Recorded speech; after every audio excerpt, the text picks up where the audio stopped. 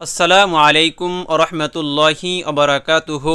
সুপ্রিয় দর্শক মণ্ডলী, আমি আশা করি আল্লাহ পাক রব্বুল আলমিনের অশেষ মেহেরবানি ও দয়ায় আপনারা সকলেই ভালো আছেন। আমাদের জীবনে অনেক সময় এমন কিছু ছোট ছোট কাজ থাকে যেগুলো করলে আল্লাহর সন্তুষ্টি পাওয়া যায়, পাপ মাফ হয় এবং জীবনের অশান্তি দূর হয়, কিন্তু আমরা প্রায় সেগুলোকে অবহেলা করি। আজকের ভিডিওতে আমি আলোচনা করব এমন 20টি সহজ কিন্তু গুরুত্বপূর্ণ ইসলামিক আমল সম্পর্কে, যা আপনি প্রতিদিন করতে পারেন। প্রতিটি আমলের পেছনে রয়েছে এক একটি সুন্দর অর্থ, গভীর তাৎপর্য এবং দুনিয়া ও আখিরাতের সাফল্য।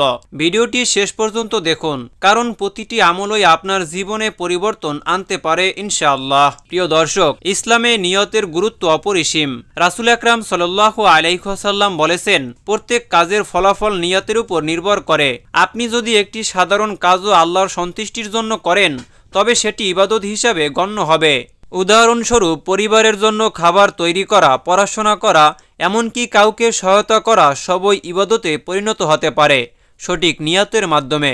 আমাদের প্রতিটি কাজ শুদ্ধ নিয়তে করা উচিত, যাতে প্রতিটি মুহূর্তেই সওয়াবের খাতা সমৃদ্ধ হয়। প্রিয় দর্শক, নিয়মিত সালাত আদায়। নামাজ ইসলামের সবচেয়ে গুরুত্বপূর্ণ ইবাদত। এটি আল্লাহর সাথে সরাসরি সংলাপের মাধ্যম। 5 ওয়াক্ত নামাজ আমাদের জীবনে শৃঙ্খলা আনে, পাপ থেকে দূরে রাখে এবং অন্তরে প্রশান্তি দান করে।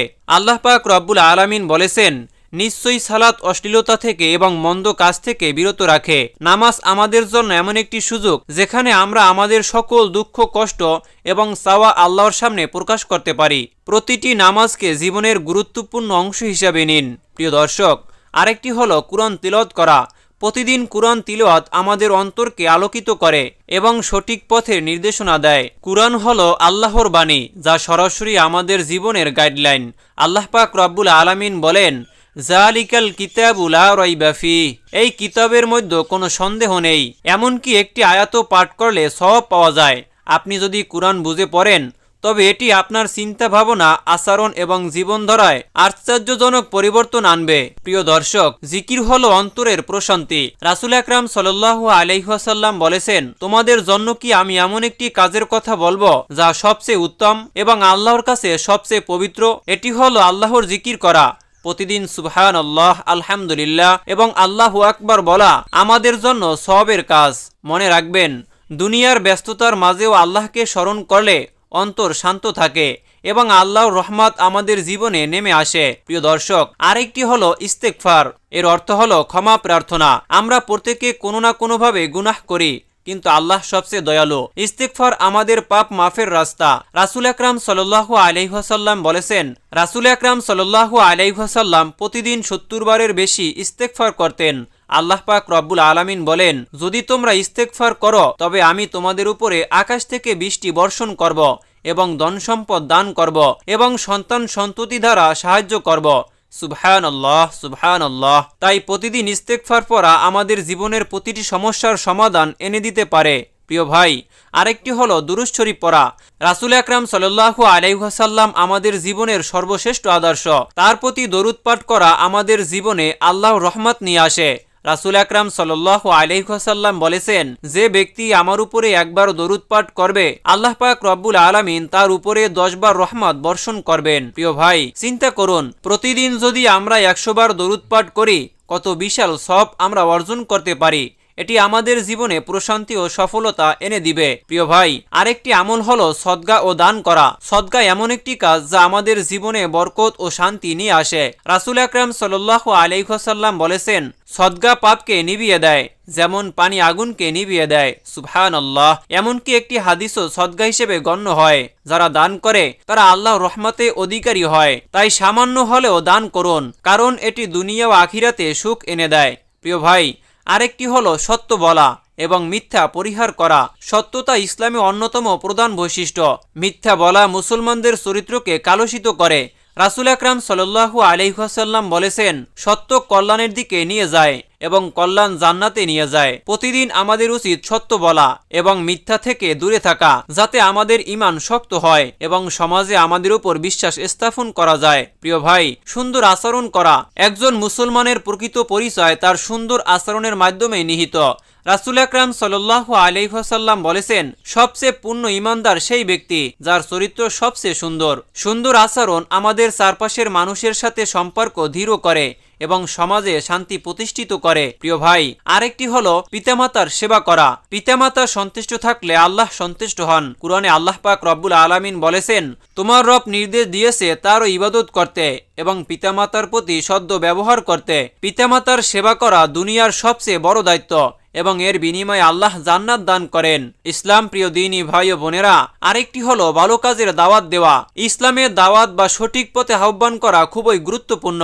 আল্লাহ পাক রব্বুল আলামিন বলেছেন, তোমাদের মধ্যে এমন একটি দল থাকা উচিত যারা কল্যাণের দিকে আহ্বান করবে, সৎ কাজের নির্দেশ দিবে এবং অসৎ কাজে নিষেধ করবে।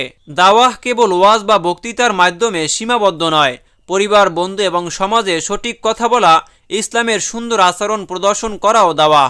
প্রিয় ভাই, ছোট ছোট দোয়া শিখে আমল করা। প্রতিদিনের জীবনে ছোট ছোট দোয়া আমাদের সুরক্ষা দেয়, যেমন ঘুমানোর আগে, খাওয়ার আগে এবং পরে, এবং ঘর থেকে বের হওয়ার সময়, মসজিদে প্রবেশের সময়। রাসূল আকরাম সাল্লাল্লাহু আলাইহি ওয়াসাল্লাম আমাদেরকে এইসব শিখিয়ে দিয়েছেন, যাতে প্রতিটি কাজের শুরুতেই আল্লাহর সাহায্য পাওয়া যায় এবং কাজটি বরকতময় হয়। প্রিয় ভাই, আরেকটি আমল হলো উত্তম নৈতিকতা বজায় রাখা। ইসলামে উত্তম নৈতিকতার গুরুত্ব অপরিসীম। রাসূল আকরাম সাল্লাল্লাহু আলাইহি ওয়াসাল্লাম বলেছেন, আমি উত্তম চরিত্র পূর্ণাঙ্গ করতে প্রেরিত হয়েছি।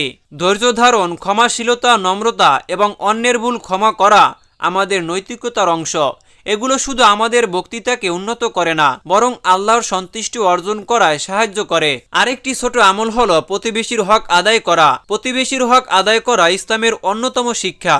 রাসূল আকরাম সাল্লাল্লাহু আলাইহি ওয়াসাল্লাম বলেছেন, জিবরাইল আলাইহিসসালাম আমাকে প্রতিবেশীর হকের ব্যাপারে এত বেশি উপদেশ দিয়েছেন যে আমি ভাবলাম প্রতিবেশীকে উত্তরাধিকারী করা হবে। আমাদের উচিত প্রতিবেশীর খোঁজ খবর নেয়া, বিপদে পাশে থাকা এবং ভালো কাজে ব্যবহার করা। প্রিয় ভাই, ক্ষুধার্তকে খাওয়ানো ইসলামের দৃষ্টিতে খুবই মহৎ কাজ।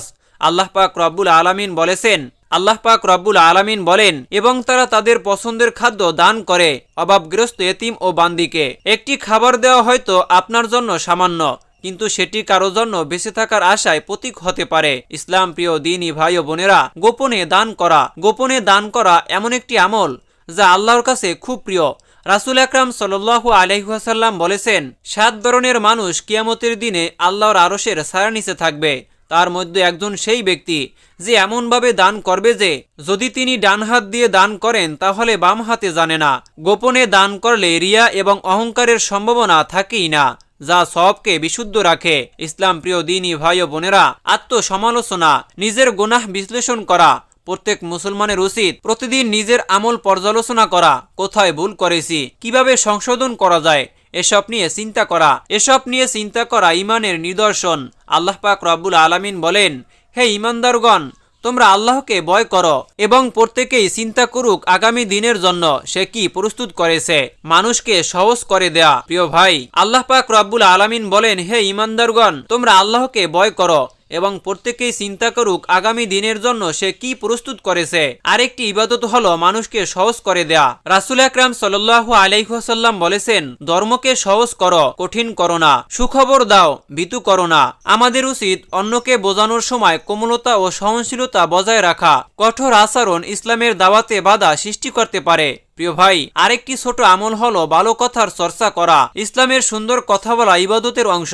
রাসূল আকরাম সাল্লাল্লাহু আলাইহি ওয়াসাল্লাম বলেছেন, তোমরা ভালো কথা বলো, নয়তোবা চুপ থাকো। প্রতিদিনের কথোপকথনে কোমল ও সুন্দর ভাষা ব্যবহার করলে মানুষের মনে ইসলাম সম্পর্কে ইতিবাচক ধারণা জন্ম নেয় এবং সম্পর্ক উন্নত হয়। ইসলাম প্রিয় দিনী ভাই ও বোনেরা, সর্বশেষ ছোট আমলটি হলো আল্লাহর উপর সম্পূর্ণ ভরসা রাখা, তাওয়াক্কুল করা। তাওয়াক্কুল অর্থ সব চেষ্টা করার পরে আল্লাহর উপরে নির্ভর করা। আল্লাহ পাক রব্বুল আলামিন বলেন, যে আল্লাহর উপর ভরসা করে আল্লাহ তার জন্য যথেষ্ট।